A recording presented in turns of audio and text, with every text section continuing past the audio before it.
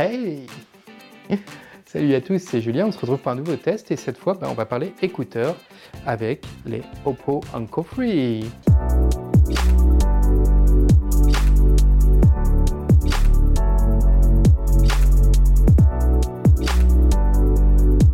Alors en complément de l'Oppo Fan X2 Neo, Oppo m'a envoyé à tester une petite paire d'écouteurs sans fil, les Oppo Enco Free.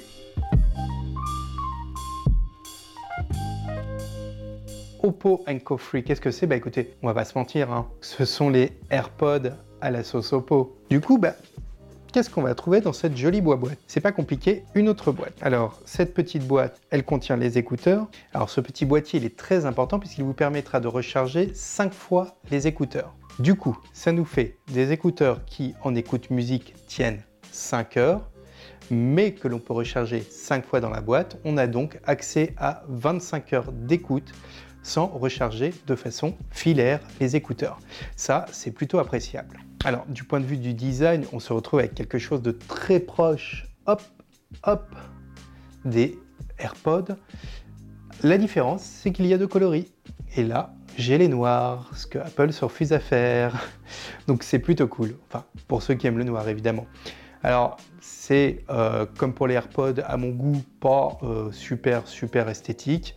On a quand même cette impression de coton-tige qui dépasse de l'oreille. Mais bon, c'est discret et surtout, ça tient super bien.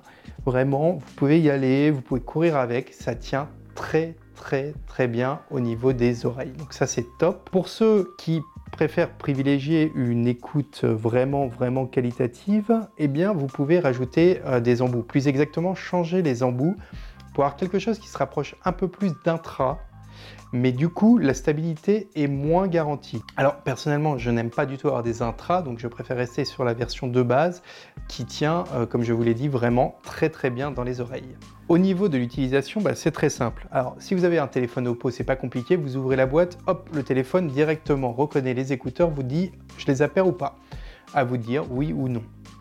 Si vous n'avez pas de téléphone Oppo, il n'y a pas de problème non plus, hein, c'est de l'appairage Bluetooth de base. Donc, vous ouvrez la boîte. Ensuite, dans les paramètres Bluetooth, il va les reconnaître et vous n'avez plus qu'à les jumeler.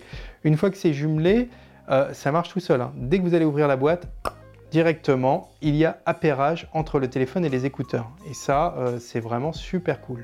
Au niveau des fonctionnalités, on retrouve sur les deux écouteurs deux surfaces lisses. Hop, une pour l'écouteur de gauche, une pour l'écouteur de droite. Au niveau de la droite, il suffit d'appuyer 2 fois pour faire play ou pause sur ce que vous écoutez. Et avec un petit mouvement vers le haut ou vers le bas, vous allez pouvoir changer de piste. Sur l'écouteur gauche, en allant vers le haut ou vers le bas, vous allez pouvoir baisser le son. C'est très pratique, du coup on n'a plus besoin d'aller rechercher le téléphone au fond de la poche ou au fond du sac. Pour ceux qui le mettent au fond du sac, tout est accessible à portée de main. Et le fait d'avoir mis sur deux écouteurs différents, c'est très appréciable puisque sur certains, le son, le passage de piste est jumelé, mais il faut aller à droite, à gauche, en haut, en bas, et parfois les gestes se confondent, le casque se mélange et ça marche pas bien. Là, du coup, le problème ne se pose pas. D'un côté, le son, et de l'autre côté, le guidage. Autre point très positif, il vous suffira d'enlever un des écouteurs pour que automatiquement le son se mette en pause. C'est très appréciable quand vous marchez dans la rue, que vous rencontrez quelqu'un, que vous voulez lui dire bonjour et couper la musique. Et de même, il vous suffira de remettre l'écouteur dans l'oreille pour que la musique se relance automatiquement. Passons maintenant à ce qui nous intéresse le plus pour des écouteurs, la qualité sonore. Alors, au quotidien, moi j'utilise un casque totalement fermé qui recouvre mes oreilles. Ce casque est Sony, il a la réduction de bruit active, c'est un casque de bonne qualité, mais évidemment qui a un prix élevé. On ne peut pas demander à des écouteurs qui se glissent dans les oreilles d'être au même niveau que des membranes qui sont de grosse taille et recouvrent vos oreilles. Donc, pour ceux qui recherchent vraiment une qualité sonore optimale, non, ce n'est pas vers ça qu'il faut vous tourner. Là, on est sur un usage quotidien. Mais justement, pour cet usage quotidien, il n'y a pas grand-chose à dire. C'est vraiment de très bonne qualité. Alors, il n'y a pas de réduction de bruit active. Vous l'aurez seulement en communication pour gommer les bruits aux alentours pour que votre interlocuteur n'ait pas tout ce qu'il y a. Mais vous n'avez pas de réduction de bruit active. La circulation, ces bruits-là seront toujours là.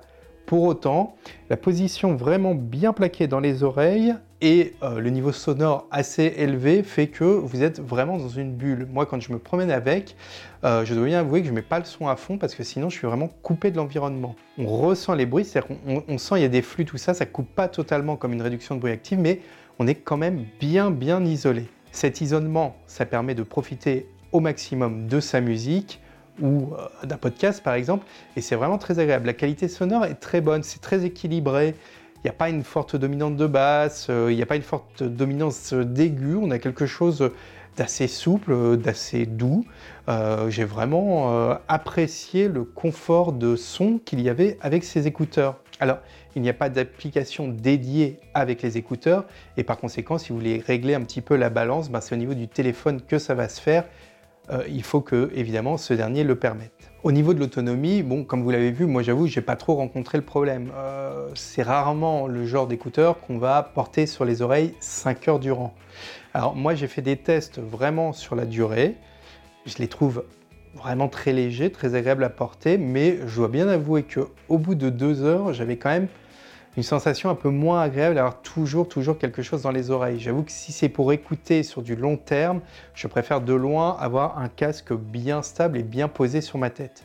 Mais bon, vous pouvez quand même vous permettre d'aller faire une grosse balade avec. Vraiment, ils s'oublient. En fait, ils sont très légers et ils s'oublient totalement. C'est juste au bout d'un certain moment qu'ils vont se rappeler à votre souvenir et que vous allez avoir cette sensation qu'ils sont bien présents dans l'oreille. J'en reviens donc à l'autonomie. Par conséquent, 5 heures, honnêtement, c'est largement suffisant, surtout qu'il suffit de les mettre dans la boîte pour les recharger. Boîte que je vous conseille d'avoir un peu tout le temps sur vous parce que ça évitera de les perdre. Oui, c'est quand même la problématique de ce genre d'écouteurs. C'est très agréable, ils sont très petits et c'est très pratique. Et on peut les mettre dans la poche et on n'a pas le film qui se balade partout, mais ils sont très petits et du coup, ils sont faciles à perdre. Alors qu'en les rangeant dans la boîte, au moins, on les recharge, on sait où ils sont et la boîte étant plus grosse, c'est plus facile à retrouver. Au niveau de la téléphonie, c'est excellent. J'ai passé de nombreux coups de fil avec, j'ai demandé à mes interlocuteurs, ils n'ont rien noté de particulier. Ils ont trouvé que le son était très bon, ils n'ont pas vu de différence majeure avec le téléphone quand je le portais à l'oreille et je n'ai eu aucune critique de leur point de vue. Quant au mien, le son était pareil, très bien, je les entendais vraiment sans souci, le son était cristallin, enfin rien à dire de ce niveau-là. Donc pour la téléphonie, ce sont aussi de très bons écouteurs. Du coup, je vais pas vous mentir, j'étais vraiment très séduit par ces petits Oppo Enco-Free. J'en suis même venu à les utiliser de façon quasi journalière. En fait, c'est tellement simple d'utilisation que finalement, ça a pris un peu le pas sur mes autres systèmes d'écoute. Alors, quand je dois vraiment écouter de la musique, je vais avoir tendance à reprendre mon casque, mais quand il s'agit juste d'aller chercher la baguette au bout de la rue, c'est vrai que je vais plutôt privilégier ces petits écouteurs qui, hop, s'appairent dès qu'ils sont sortis de la boîte, se mettre dans l'oreille de façon très discrète et c'est parti. Et pour une centaine d'euros, je trouve que vous avez vraiment un excellent compromis face aux AirPods de chez Apple et derrière un outil qui pour le quotidien est vraiment super agréable. Voilà, nous arrivons au terme de ce test, j'espère qu'il vous aura plu. Comme vous l'aurez compris, moi en tout cas, ces petits Oppo Enco-Free m'ont vraiment séduit. Si vous avez d'autres questions, n'hésitez pas, allez dans les commentaires. Et puis pour le reste, n'hésitez pas, la petite cloche, le petit pouce, le petit abonnement, ça fait toujours plaisir. Quant à nous, on se retrouve une prochaine fois. Et puis surtout, restez connectés.